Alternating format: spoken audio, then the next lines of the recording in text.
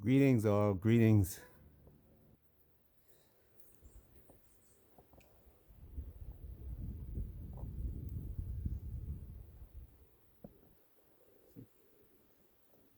Wow.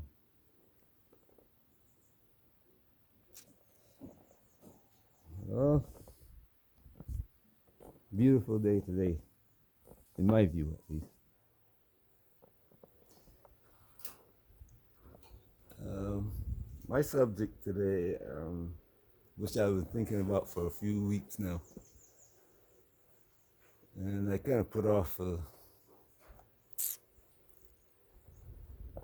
couple of reasons until now. But I don't know if this word exists, but here we go. Icon economy.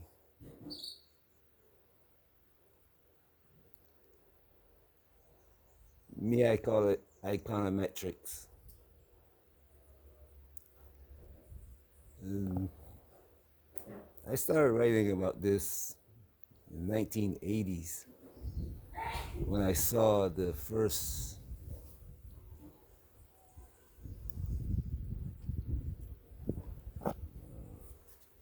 videos, rappers started making videos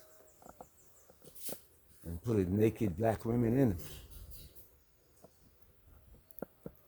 Uh, in time, it come naked black women, naked Chinese women, naked Caucasian women, everybody in it. And I started writing about it, and that came out of a period when one of the icons of the black community came on the talk show circuit. Her At that time, they were all mostly Caucasian people running the talk show circuit, and the people who took over the rap scene from the Jewish community also decided that they wanted to give black women their voice in the talk show market. So they created this one woman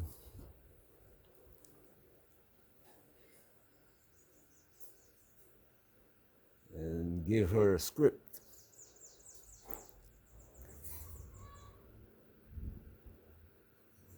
And delivered black women to the position that they are in today.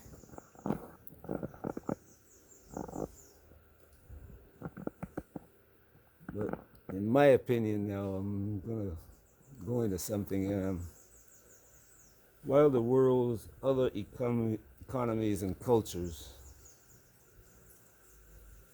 are based on a scale of products that either we create with our hands, grow from the earth, or some kind of manufactured product.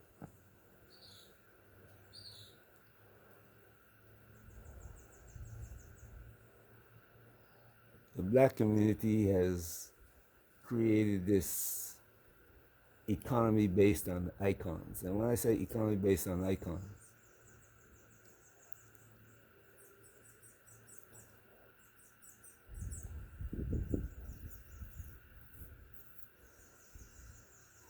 we look at the shame, the basketball player, the super football player,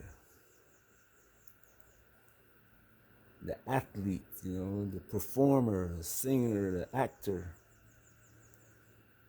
created this bigger than the earth image, brighter than the sun image.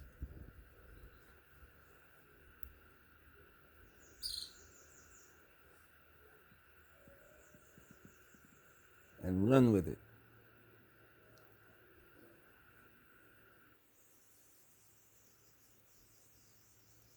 included in this is the drug dealer and the pimp.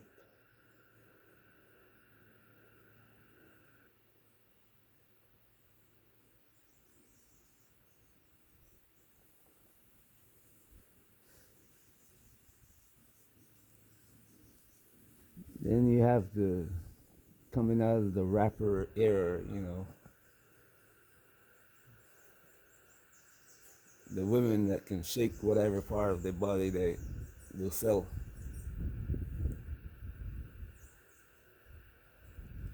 And then they gave us Instagram.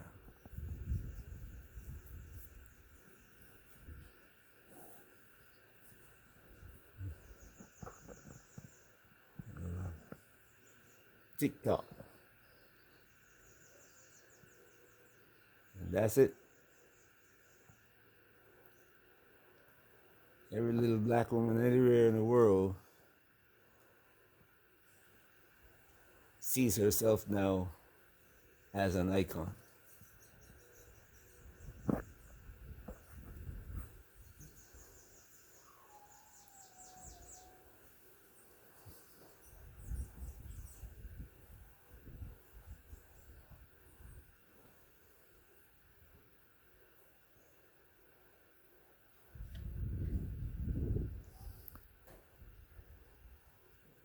Every day they got black women now that look for icons in prison. And then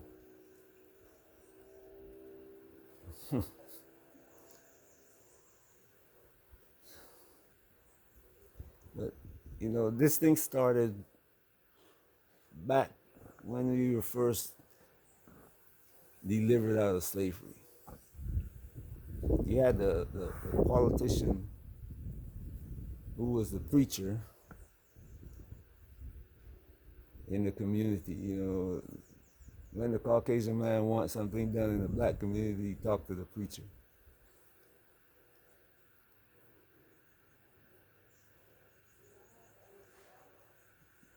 But it was also the woman. A lot of husbands left home when the Caucasian man come over, and when the Caucasian man left, the orders, the wife gave whatever orders that was supposed to be given.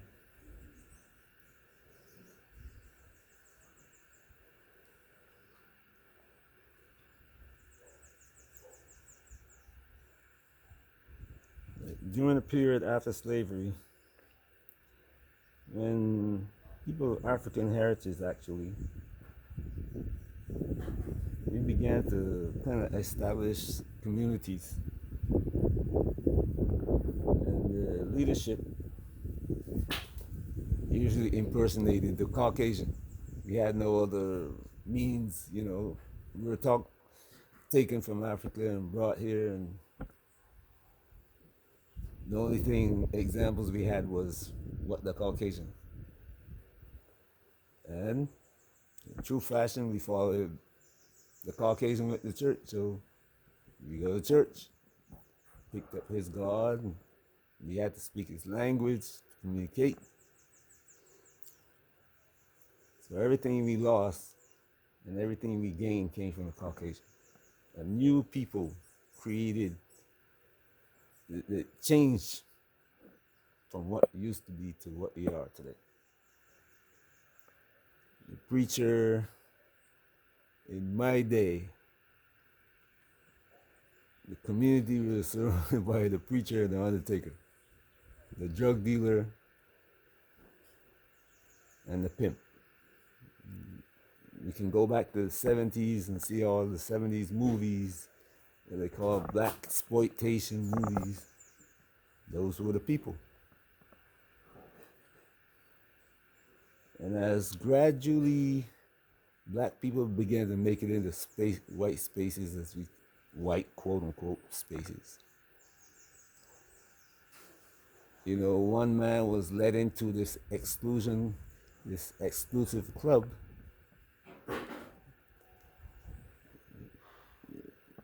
He didn't come to play golf. He came to be the first man admitted to this club. And all the magazines, the Ebony and all the other ones would celebrate this first black man to do this, the first black man to do this, first black man to do this. What they realize created the icon community, the icon worship, the icon economy. Then the first to be politician, first to be mayor, first to be congressman.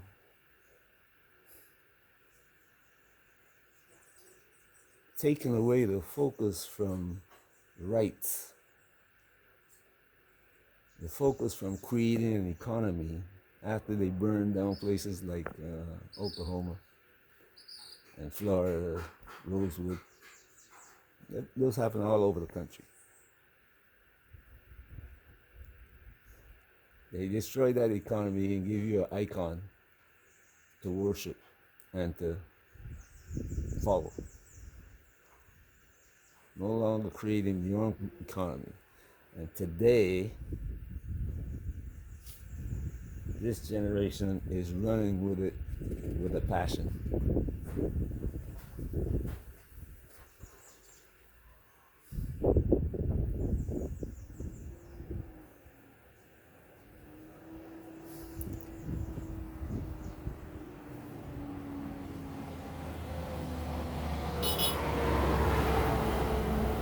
But also in between this what happened today and what the 70s is that there were some black men and women who began to look at history as it was told by the Caucasian and see faults. These black men and women began to travel and they began to find issues with what was written and reality, the facts.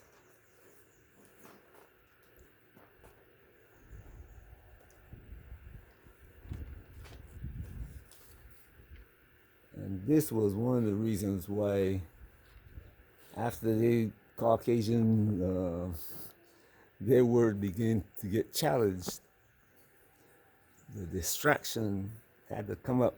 You know, they had to find a way to distract you. In order to distract you, you had to change the narrative, you know, not the knowledge, and not just the knowledge of who we are, but what we can do.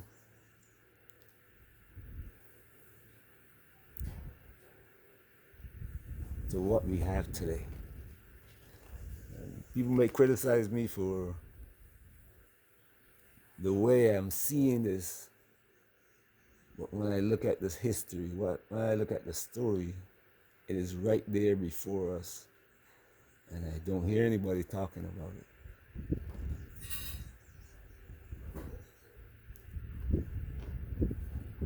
Nevertheless, we're in a position now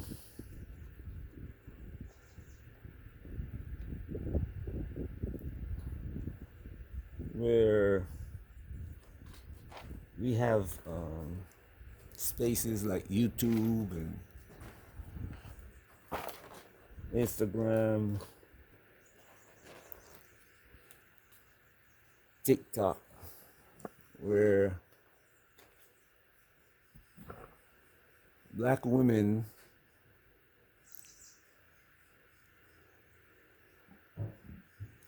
can turn themselves into the icon and make money off of it. Not all of them make money. There are a few who make lots of money, and then the majority don't make anything. They will make a video about, I was flued out. What? Yes, I was flued out. Somebody bought a ticket for you, to fly from somewhere in Mississippi or New York or wherever to where they are. You make a video about it. You go there and shake your cheeks. Come back home with a couple of $100.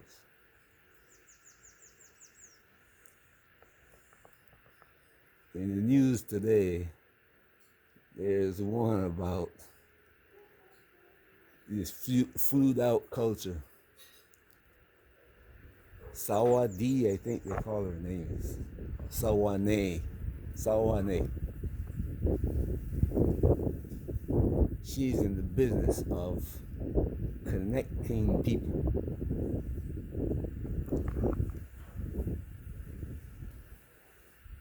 Videos everywhere with her travels all across the world, being seen in places. And young black women want to follow that path. But they have to pay her to get in, to see the men that she knows. She is selling them, trafficking them across the world. That's what this icon economy is. The econometrics of selling young black women everywhere in the world. You don't hear the stories about the ones who go to Qatar, UAE, all around the Middle East. You have Arab men doing some of the most horrendous things, giving them a few dollars and they come back home. And they recruit other women, other black women to go do the same thing. How are you going to go sleep with somebody's dog or camel and find this to be attractive?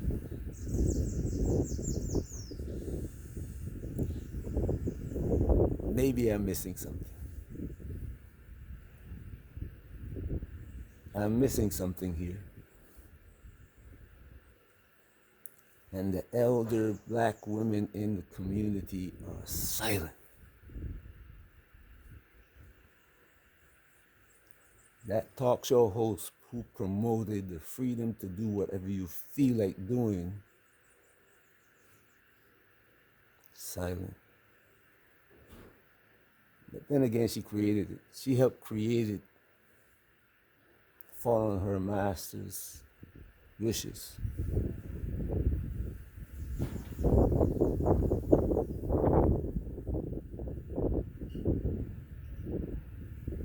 Me, I met her once and I said, hey, I looked at her with a smile. I said, "You're hiding in plain sight." And she said, "What?" I said, "Yeah, you're hiding in plain sight." She turned sheepishly and walked away. She understood what I said.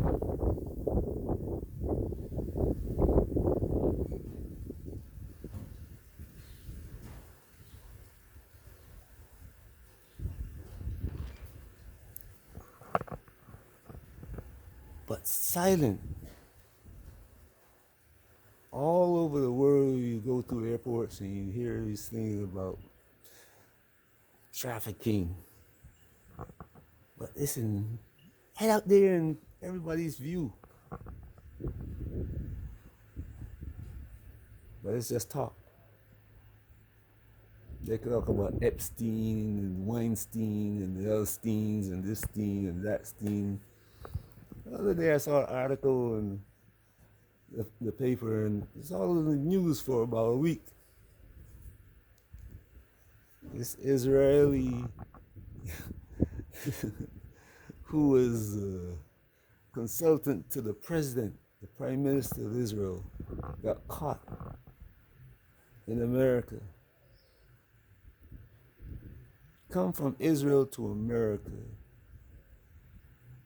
to find 10-year-old girls,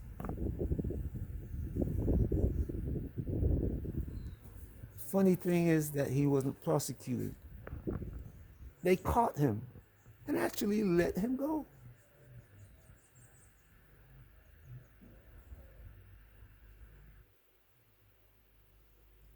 You got governments around the world. You go to Africa and you see governments who are sending their daughters to the Middle East.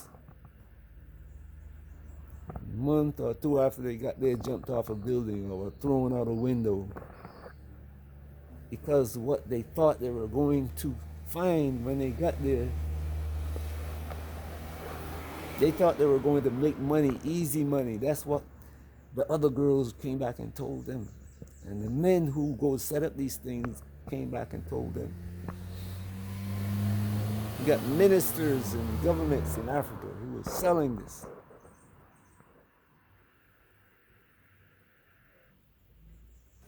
They go there and say, yeah, we got a job, we're creating jobs in the Middle East for women. They go there. You get there, you find out you gotta go sleep with somebody's camel or dog.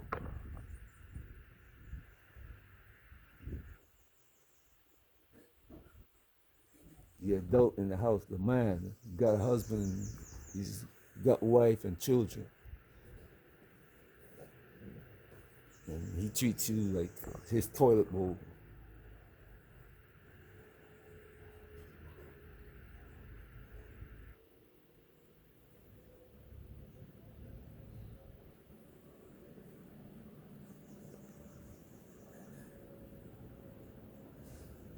Black men all over America, Instagram and hip hop, just sending money, helping to expand this foolishness.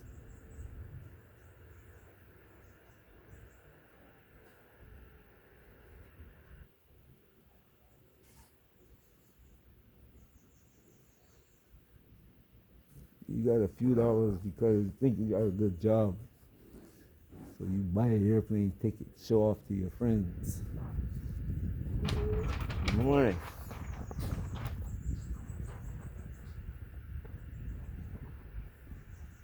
You have to show off to your friends, you know. I got this one from Instagram coming out tonight.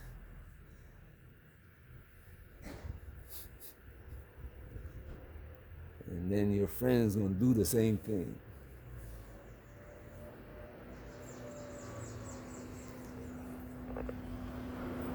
And there's pride in doing this. Just imagine the pride in doing this.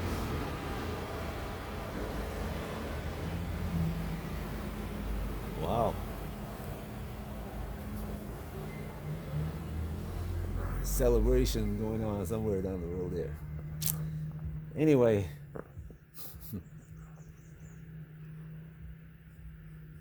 I could go on and on about this subject, but you get the drift.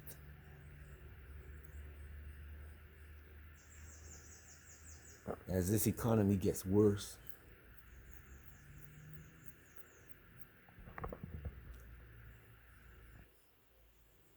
the men that they depend on for that money going to be taking up the economy.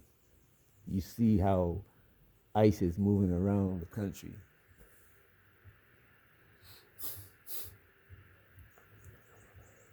For a little while, I was seeing a lot of talk about black people saying, yeah, they're coming for everybody else and they're not touching us. Guess what's happening? Beginning to happen now.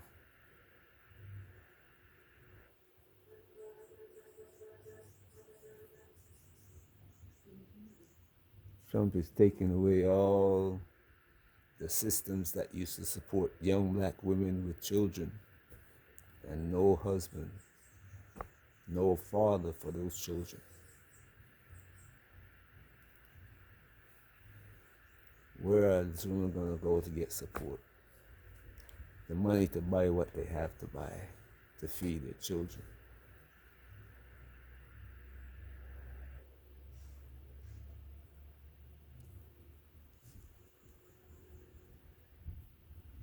The talk show host was selling freedom At least you thought so.